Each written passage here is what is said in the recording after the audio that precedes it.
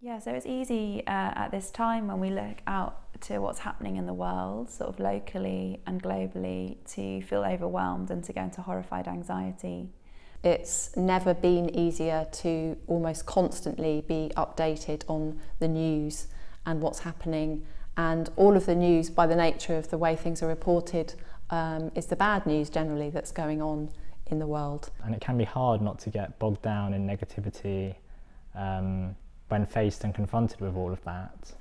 And it's really important to realise that actually when we go into those states, we're putting distance between us and what's happening. So horrified anxiety, even though it feels like we're concerned, it's actually a way of not truly being in relationship with the situation. And I think good action really is just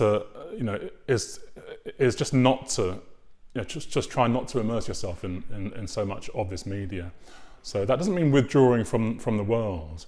It means coming away from some of those really busy, those really difficult influences, too much telly, too much radio, in order for us to have a calmer, kinder response to the world. Personally, I find it very useful to focus on what's within my specific control. What can I have an ability to influence? I think I can work on my mind. I think I can benefit, hopefully, others around me.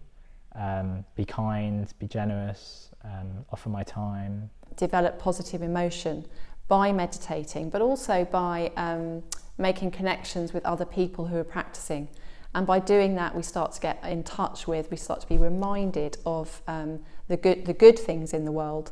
And why that's important is not because we want to run away from all the bad things, but we want to be resourced so that when we do engage with it, we can do it wholeheartedly, we can do it with some energy and some positivity, which we need in the face of things that are very difficult. When we can really bear the pain of the world, what we also see is the beauty and the heroism and the poignancy of the world, and that's the nature of the human experience. There is suffering and there is joy. So with Buddhist meditation, by reflecting on the fact that actions have consequences, we start to build up our resilience to be able to face the world as it is, without going into horrified anxiety, without feeling overwhelmed.